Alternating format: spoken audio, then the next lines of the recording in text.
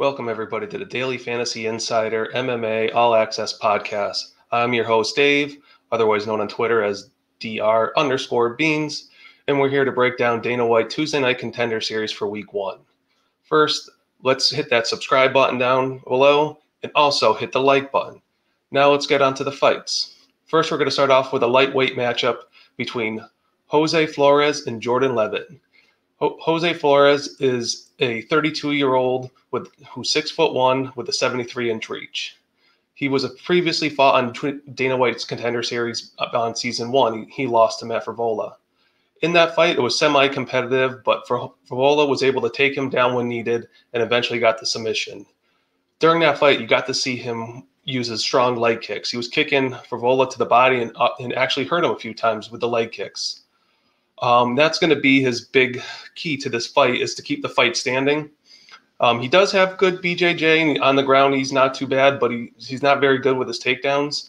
And he's going to want to keep this fight standing and show off the striking that he does have. Then we got Jordan Leavitt on the other hand. He's 25 years old. He stands 5'11" with a 73-inch reach, and he fights at a syndicate in Las Vegas. In his last fight, he took on Le'Veon Lewis, the brother of Bevon Lewis, and he was able to beat him via submission.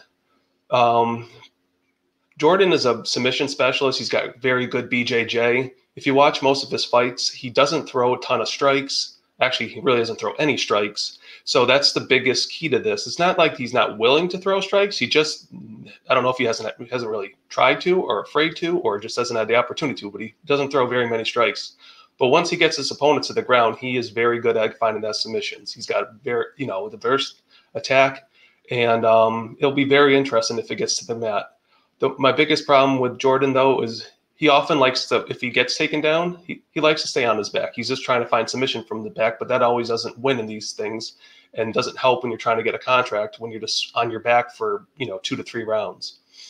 But ultimately, in this fight, it's going to be very close, going to be competitive. I think Leavitt is going to eventually find a submission. I don't know if it'll be first round or second round, but that's who I'm going to go with this in this fight.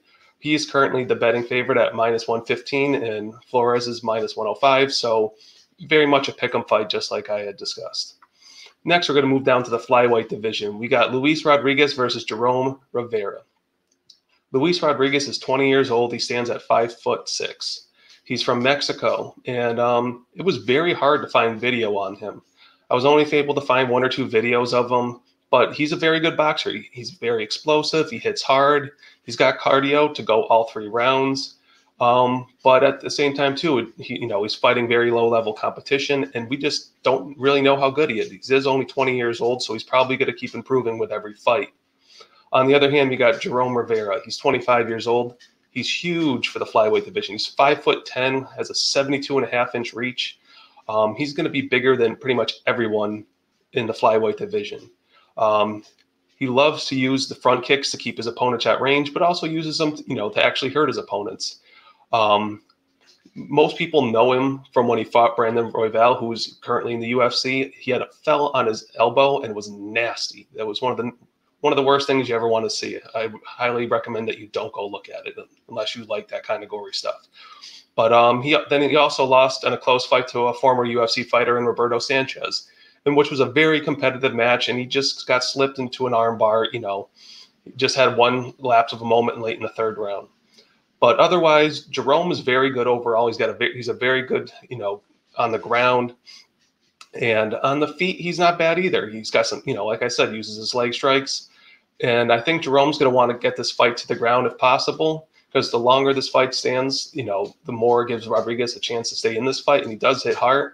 Ultimately, I do like Rivera in this fight. I think he's just too well-rounded. I think both guys do have about 12 fights, but I think he has more better opponents that he's faced.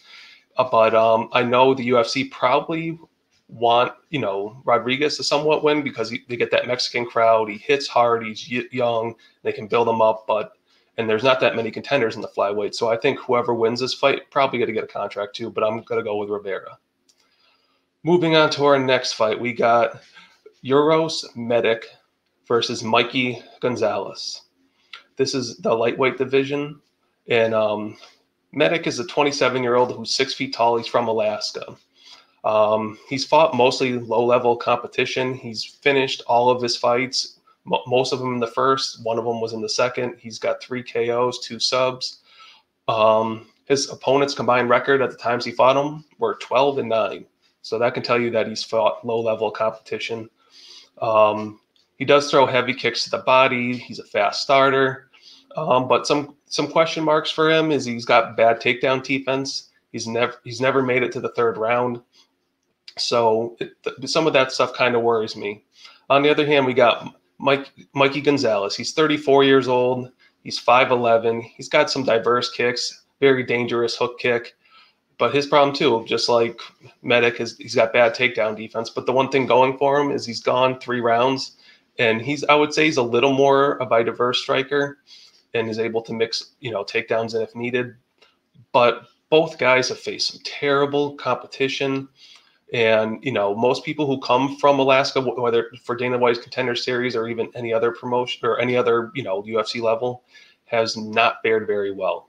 Right now, Medic is a -150 favorite and Gonzalez is +130. I think if you're going to bet this fight, I think Gonzalez is the way to go. I think it's going to be fairly even, and more than likely it's going to end in a finish. So I would slightly lean Gonzalez in this fight. On to our final fight of the night. We got the light heavyweights, Ty Flores versus Dustin Jacoby.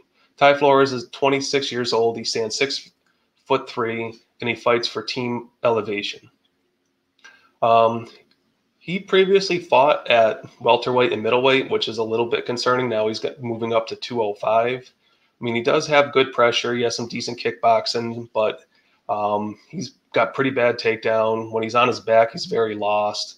He's very slow, and his cardio is not the greatest. He's just not a very good fighter. He's taking on Dustin Jacoby, who's formerly been in the UFC. He's fought some good guys in Chris Carmozzi. Then after he got booted from the UFC, he moved to mostly to kickboxing, fighting for Glory. Faced a lot of very good competition in Glory. He's got very good knees and leg kicks. He's got a very good jab. He knows how to, keep his opponents at distance, and he's also pretty good in the clinch. Ultimately, I think this is a very easy fight for Jacoby.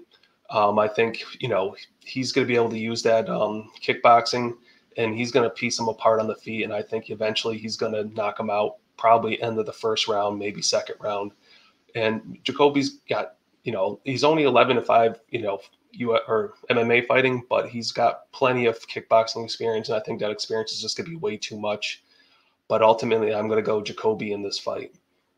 Overall, if I'm going to kind of sum up this, I don't think any of these fighters on this, card are very good in general. I have a feeling there might be 1, maybe 2 contracts giving out, but because of the coronavirus and they need fighters, they might be willing to sign more to contract. But if I had to go with who I think is going to get contracts on this card, I think Jerome Rivera is going to get one, and probably Dustin Jacoby. I think they need some flyweights, and if Luis Rodriguez wins, he's definitely going to get a contract because if he's winning by knockout. So whoever in that flyweight fight between Rivera and Rodriguez is definitely going to get a contract. And then I just think Dustin Jacoby's probably got the easiest fight and probably will have the biggest win on the card. But all right, make sure to subscribe to this channel, hit the like button, and we'll see you guys next Tuesday for some more Contender Series breakdowns.